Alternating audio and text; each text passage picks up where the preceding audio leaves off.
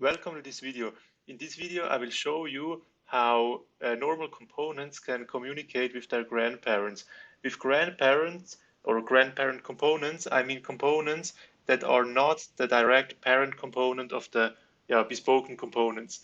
So therefore, I am going to create a new component. This component will act as a wrapper. I call it progress component. Progress just because in the main layout, I want to create a progress bar that then can be changed from all the components in the application.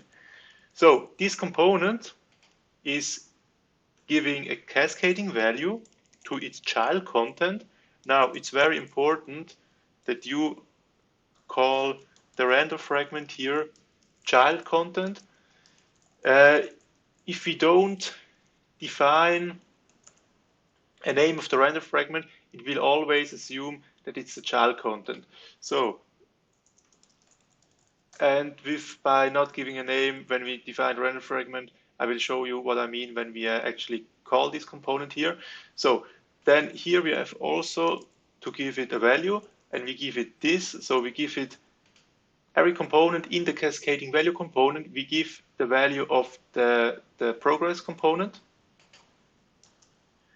Now, here we define a fully implemented property, backing field progress, and here with the capital letters, progress. Now, this pattern is commonly used in Blazor. Here we define an event, type action, call it update. Every time we change the value of this property, we are going to invoke the event too.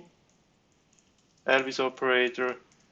So just to be 100% clear, the progress component defines a cascading value component, and in this component, the child content is getting rendered. And as a value for the child content here to use, we are giving it the value of this progress component, and therefore we use the this keyword. So let's go to the app.razor file. Here we do the same thing as we would, for example, with the cascading value. We just wrap the whole thing in the progress component. And now, because I defined the render fragment with the name child content, I don't need to specify the render fragment here. I can just put everything inside of here. But that, again, only works because we have called the render fragment child content. So let's go to the counter component. This will be the component that actually can update the value in the progress container. Here we have to expect the value cascading parameter of type progress component. Just call it progress. Now, whenever we change the value of the counter,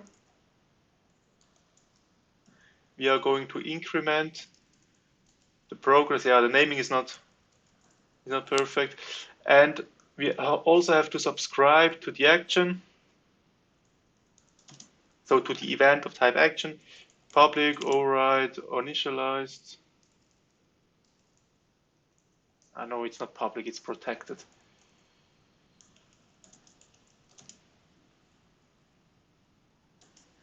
So here we subscribe to the event of type action in the progress component.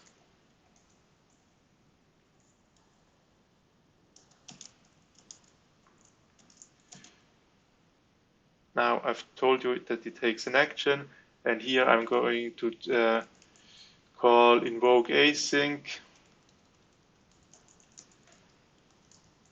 This again takes an action, and here we are just going to update the component.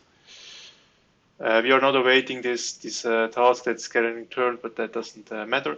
So now we have to go to the main layout, and in the main layout we create the progress bar.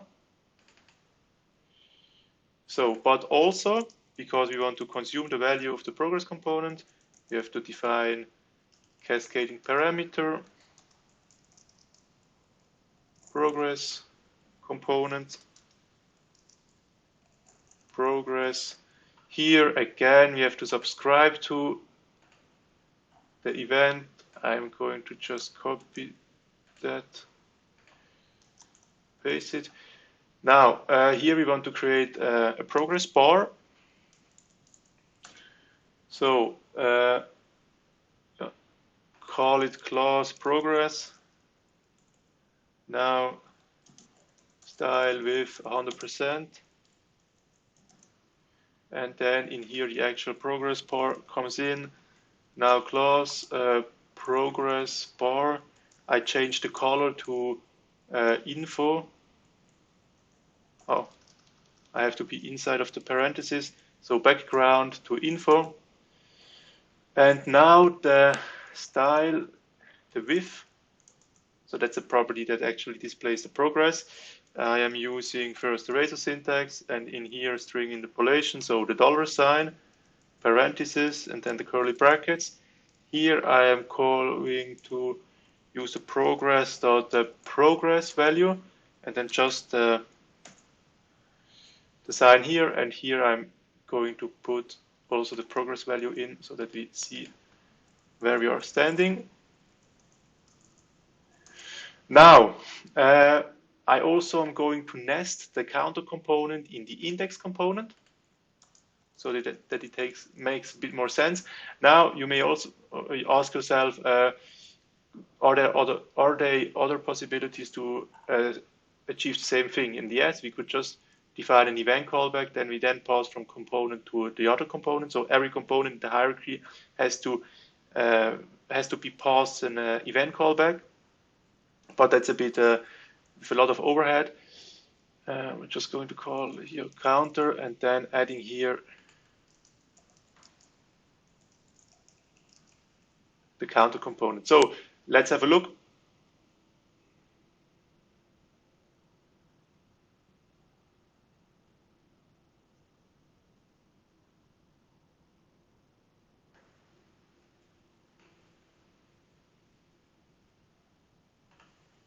So this works. Now the counter here lays in the parent component, that's the index, and the index is in the main layout component. So we have here the grandparent relationship. Now here, okay, works too. Fetch data, here again you have the grandparent relationship, and yeah, it works. We see here it's getting displayed. Thank you very much for your attention.